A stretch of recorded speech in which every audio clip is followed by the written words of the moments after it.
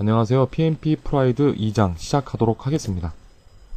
2장은 제목에서 보실 때 조직의 영향력과 프로젝트 생애주기입니다. 여기서 말하는 조직이란 프로젝트를 수행하게 되는 수행 조직을 의미하는 거고요. 프로젝트 생애주기에 대해서 PMBAK 오펜에서는 방법론까지 확장해서 이야기를 하고 있지만 여러분들이 시험을 위해서 필요하신 거는 프로젝트 생애주기, 즉 착수부터 종료에 이르기까지 어떠한 특징들을 가지고 있는 정도만 확인하시면 되겠습니다.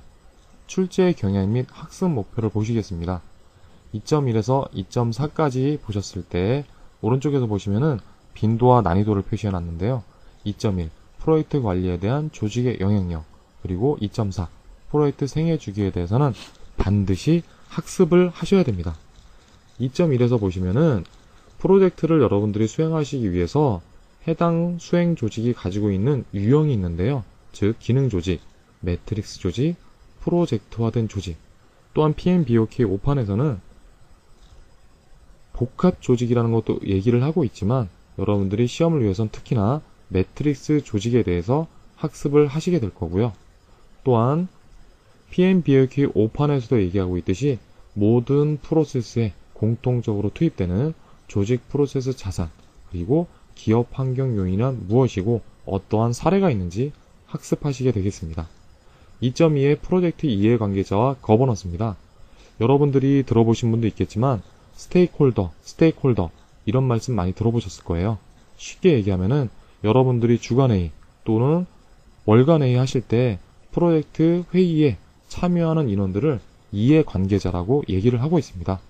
그러면은 프로젝트는 어떠한 이해관계자들을 가지고 있는지, 그들의 역할은, 주요 역할은 무엇인지에 대해서 가볍게 확인해 보도록 하겠습니다. 왜냐하면 이해관계자 관리라는 것을 PMBOK 5판에서는 13장에 추가를 했고요. 거기에서 더 한번 자세하게 학습하시게 되실 겁니다. 프로젝트 팀에 대해서는 별다른 거 없고요.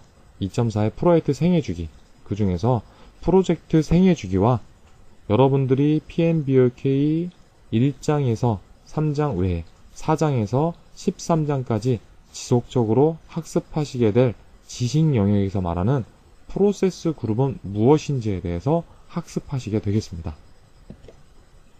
첫 번째로 조직 구조인데요.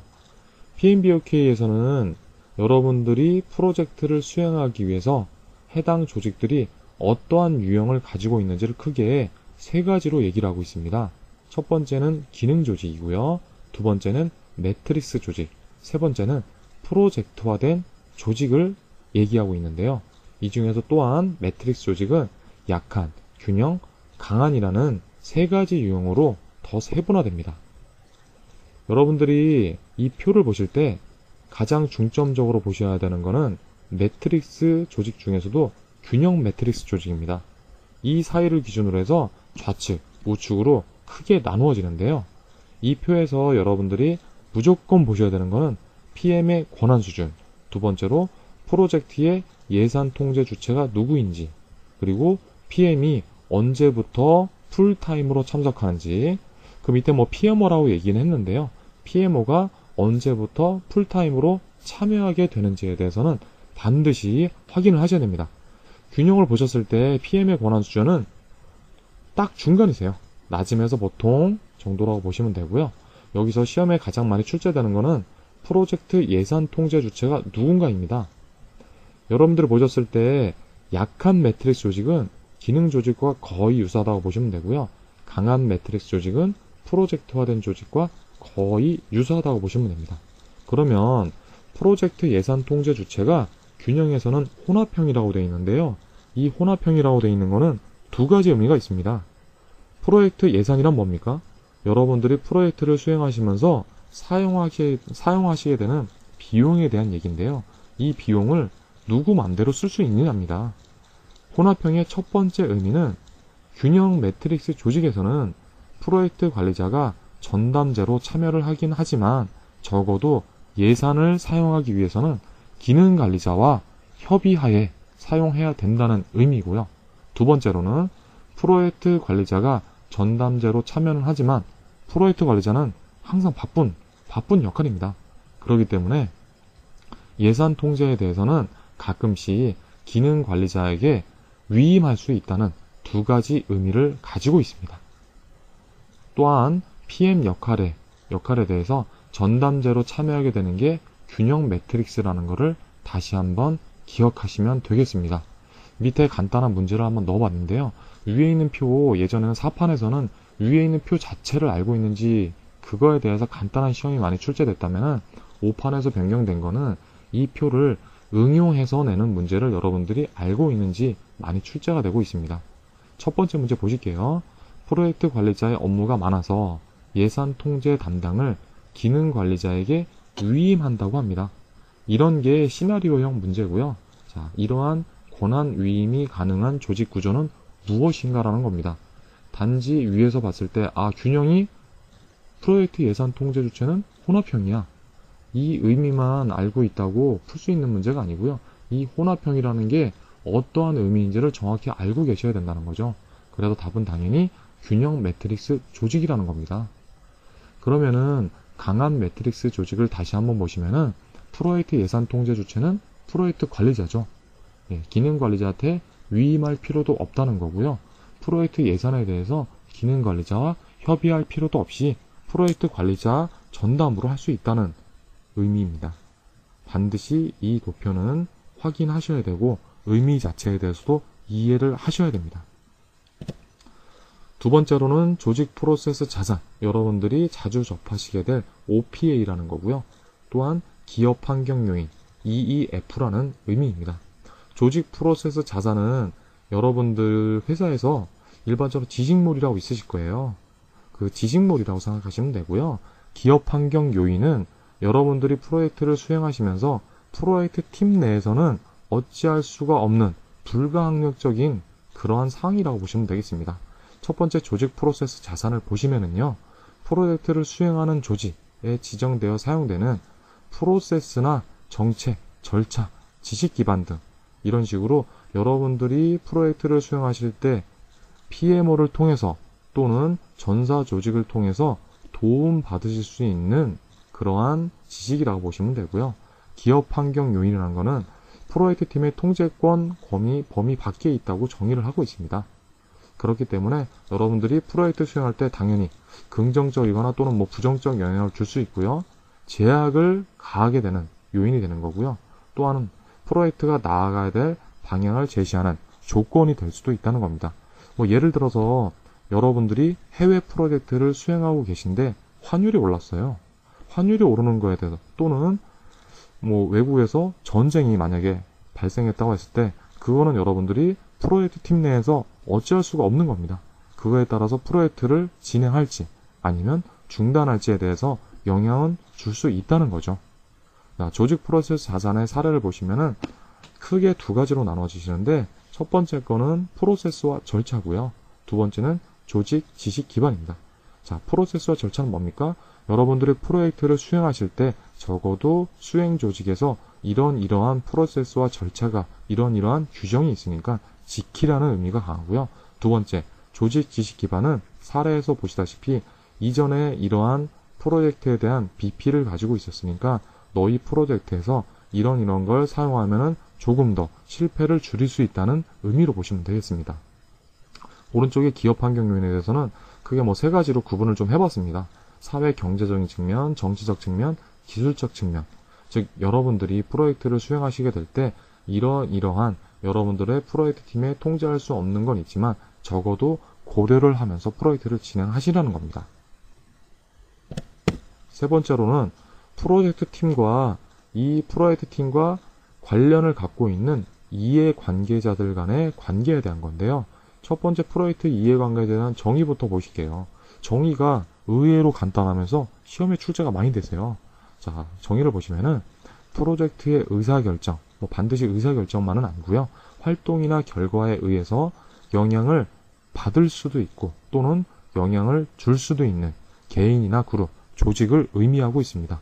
자, 그러면은 이러한 프로젝트 이해관계자들은 어떠한 사람들이 있나 밑에 표를 한번 보실게요. 가운데 네모 박스에 있는 게 실제적으로 여러분들이 프로젝트를 수행하실 때 프로젝트 팀이라고 얘기하는 사람들이라고 보시면 되겠어요. 그래서 인턴원이라고 제가 표현을 해놨는데, 자, 프로젝트 팀은 첫 번째 프로젝트 관리자가 당연히 있어야 되겠죠. 두 번째 프로젝트의 메인인 프로젝트 팀원이 있으셔야 되고요. 프로젝트 관리자나 프로젝트 팀원을 지원하는 프로젝트 관리팀, 즉 여러분들이 일장에서 배우신 PMO라고 기억을 하시면 되겠습니다. 자, 그럼 스폰서는 지금 반만 발을 담그고 있거든요. 스폰서는 초기에 프로젝트 헌장이라는 걸 여러분들이 배우시게 될 텐데, 프로젝트 헌장이라는 거를 작성하고 프로젝트 예산을 프로젝트 관리자에게 위임하는 역할을 하시게 되고, 두 번째로는 프로젝트 중간중간에 발생하는 의사결정에 대해서 의사결정을 하거나 아니면 보고를 받는 인원이 되겠습니다. 하지만 스폰서의 메인 역할은 이게 아니죠. 그렇기 때문에 반 정도만 담그고 있다고 보시면 되고요. 왼쪽으로는 공급자, 그리고 오른쪽으로는 구매자, 조달업체라고 나눠봤는데, 공급자는 여기서 말하는 수행조직입니다. 수행조직 내에 당연히 포트폴리오 관계자, 프로그램 관리자, 그리고 기능, 운영 관리자, 또한 전사 차원의 프로젝트 관리 오피스도 프로젝트 팀의 영향을 또는 영향을 받는 이해관계자가 될 거고요. 프로젝트 자체만으로, 프로젝트 팀원 자체만으로 프로젝트 진행이 어렵기 때문에 여러분들은 뭘 할까요? 그렇죠. 저희들이 흔히 얘기하는 판매자, 파트너, 저희가 도급이나 하도급이라고 얘기하죠. 그런 업체들을 포함될 거고, 또 하나 뭡니까? 여러분들이 수행하셨던 프로젝트 결과, 서비스, 산출물을 사용하시게 될 고객이나 사용자들이 모두 다 이해관계자에 포함되는 겁니다. 이 중에서 시험에 자주 출제되는 거는 스폰서에 대한 정의를 알고 있는지, 또한 여러분들이 고객과 사용자를 구분할 수 있는지에 대해서 시험에 많이 출제가 돼요. 자, 스폰서는 주로 경영층, 여러분들이 흔히 얘기하는 C레벨이죠. 그래서 돈에 관련된 거 누가 합니까? 자, CEO보다는 CFO죠. CFO 승인이 나면은 보통 CEO까지 자동적으로 승인이 되기 때문에 주로 경영층이 담당자로 지정이 된다는 거고요. 주요한 역할은 뭡니까? 프로젝트 수행을 위해서 재정적 자원을 제공, 즉 프로젝트 예산을 제공해 준다는 겁니다. 두 번째, 고객과 사용자인데요. 저희들이 흔히 고객과 사용자를 혼동해서 아니면 동일한 의미로 사용하고 있는데, 고객과 사용자는 분명히 말하지만 다른 의미입니다. 첫 번째, 고객은 뭘까요? 흔히 저희가 말하는 커스터머인데요. 커스터머는 우리가 프로젝트를 수행하시게 될 때 카운터파트, 즉 구매자 측에서 프로젝트에 투입되는 인력입니다. 그 인력들은 무엇을 하실까요? 프로젝트에서 나오는 제품이나 서비스 결과물, 그런 것을 승인하고 또한 향후에도 관리할 개인이나 조직을 의미하는 거고요. 사용자, 여러분들이 흔히 유저라고 얘기하는 건 뭡니까? 프로젝트에서 나오는 제품, 서비스 결과물을 실질적으로 사용하는 개인이나 조직이 된다는 거죠. 예, 분명히 다른 의미니까 확실히 기억하시기 바라겠습니다. 다음으로 이제 프로젝트 생애주기와 특징인데요. 첫 번째로 프로젝트 생애주기와 원가 및 인력 투입 비중의 관계입니다. 첫 번째 그림에서 보셨을 때 오른쪽으로 갈수록 프로젝트의 경과 시간은 지나가는 게 되겠고요. 세로축에 있는 거는 원가 및 인력의 투입 수준이 어떻다는 겁니다. 프로젝트 헌장이라고 있는데 여러분들이 사장에서 배우실 거고요. 프로젝트 헌장이 있어야지 프로젝트를 시작할 수 있다고 얘기를 하고 있습니다. 즉 프로젝트 개시 단계죠. 개시 단계에 당연히 인력 수준은 낮죠. 인력 수준이 낮기 때문에 거기에 투입되는 원가는 당연히 낮습니다. 그리고 구성 및 준비하는 단계에서는 서서히 인원들이 투입되기 시작하면서 올라가게 되고요. 가장 중앙에 있는 작업 수행이라는 게 여러분들이 흔히 수행하시는 실행 단계죠. 실행 단계에서 가장 많은 인원이 투입되어서 작업을 하시게 될 거기 때문에 당연히 인력 수준이 높아지고요. 그 인력에 소요되는 직접비, 간접비 등이 높아지게 되면서 원가는 최고조에 이르게 되겠습니다. 그리고 마지막으로 고객에게 인도물을 전달하고 프로젝트가 종료하게 되면서 인원들을 해제하게 되시죠. 당연히 그때의 원가 및 인력 수준은 낮아지게 되겠습니다. 두 번째로 프로젝트 생애주기와 이해관계자의 영향력, 리스크 및 불확실성, 변경 및 오류 정정 비용인데요. 변경 및 오류 정정 비용부터 보시면은 프로젝트 초기에 결과물이나 제품이 제대로 나와 있지 않은 상태에서 수정하는 비용이 향후에 제품이나 서비스 결과물이 이미 만들어진 것을 다시 한번 수정하는 비용보다는 당연히 낮다는 거고요.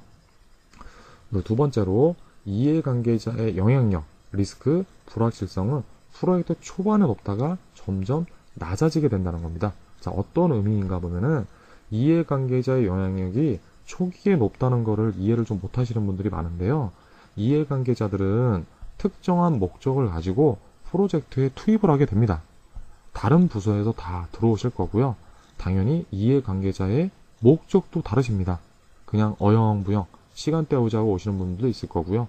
위에서 지시하는 거를 그대로 앵무새처럼 말씀하시는 분도 있을 거고, 또 어떤 분들은 승진을 위해서 필사적으로 매달리시는 분들도 있으세요. 그렇기 때문에 초기에 이해관계자들이 요구하는 요구사항에 대해서 강력하게 이야기를 해야 되기 때문에 이해관계자의 영향은 초반에 높아지고요. 자기들이 얘기한 게 이미 요구사항 또는 범위에 포함된다면 그 이후부터는 영향력이나 관심도는 떨어지게 된다는 의미입니다. 그리고 리스크나 불확실성은 솔직히 같은 얘기인데요. 프로젝트의 리스크는 프로젝트 초반에 높을 수밖에 없습니다. 하지만 프로젝트가 진행되고 제품이나 서비스가 실질적으로 눈에 가시화되면서는 당연히 리스크나 불확실성은 줄어들게 된다는 겁니다. 가장 간단하고 확인하기 쉬운 이 두 개 그림이 시험에서 반드시 출제되기 때문에 다시 한번 기억하시기 바라겠습니다. 다섯 번째로는 제품의 생애주기, 프로젝트 생애주기 또는 프로세스 그룹 간의 관계인데요. 시험에서는 제품 생애주기까지는 나오진 않으세요. 프로젝트 생애주기와 프로세스 그룹 간의 관계만 보시면 되는데, 여기서 제품 생애주기까지도 다시 한번 저희들이 확인을 한번 해보겠습니다. 여러분들이 사용하시는 가전제품을 흔히 생각하시면 되는데요. 초기에 제품에 대해서는 도입기가 존재합니다. 제품이 출시되고 얼마 안 된 거죠. 저희가 흔히 얘기하는 얼리 어답터들이 활동하게 되는 그런 시기라고 보시면 되고요. 그 제품이 입소문을 통해서 여러 사람들한테 팔리기 시작하면서 성장기를 맞이하게 되고요. 그리고 가장 저희가 피크라고 얘기하는 성숙기를 맞이하게 됩니다. 그 이후부터는 신규 제품 또는 경쟁사 제품이 나오면서 쇠퇴기로 접어드는 이러한 것이 프로덕트 라이프 사이클이라고 얘기하는 제품 생애주기고요. 여러분들이 시험을 위해서 아셔야 되는 건 밑에 있는 2번입니다. 그러면은 프로젝트 생애주기와 여러분들이 4장에서 13장까지 지식 영역에 포함되어 있는 프로세스, 그런 것들, 프로세스들을 그룹핑해 놓은 프로세스 그룹과는 어떠한 관계가 있는지 한번 확인해 볼게요. 우선은 프로젝트 생애주기는 뭡니까? 당연히 프로젝트를 착수해서 종료할 때까지, 프로젝트 시작해서 프로젝트 종료할 때까지의 기간을 프로젝트 생애주기라고 얘기를 하고 있고요. 그러면은 프로세스는 뭐냐? 프로세스는 여러분들이 배우시게 될 때 상당히 많은 게 있으세요. 상당히 많은 게 있는데 그러한 것들을 그룹핑해 놓은 게 프로세스 그룹이세요. 그래서 프로세스 그룹은 뭐가 있습니까? 자, 착수, 기획, 실행, 감시 및 통제, 종료라는 게 있습니다. 그러면은 밑에 있는 걸 좀 이해하기 어려우실 수도 있는데요. 프로젝트 단계는 저희가 흔히 뭐라고 얘기할까요? 개시를 해서 구성 및 준비를 해서 실질적으로 물건을 만들기 시작하는 작업 수행, 그리고 물건들이 다 만들어지고 나서 프로젝트를 이제 종료하시게 되는 이러한 것을 프로젝트 생애주기라고 하고요.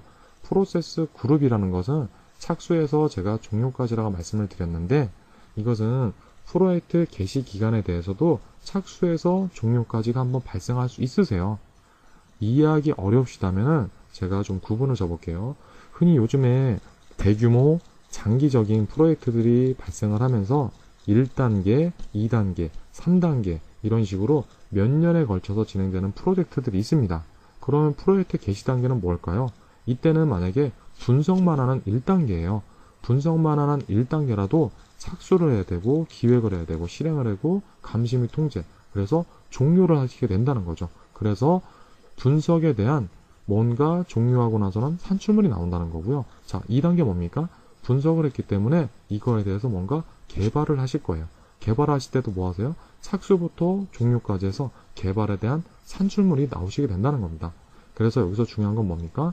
프로젝트 생애 주기는 프로세스 그룹이 아니라는 거고요. 프로젝트 생애 주기에는 N개의 프로세스 그룹이 포함될 수 있다는 겁니다. 자, 이거에 대해서 더 자세한 설명을 원하시면 PMP 프라이드 해설서를 참고하시면 되겠습니다. 자, 이상으로 2장 마치겠고요. 고생 많으셨습니다.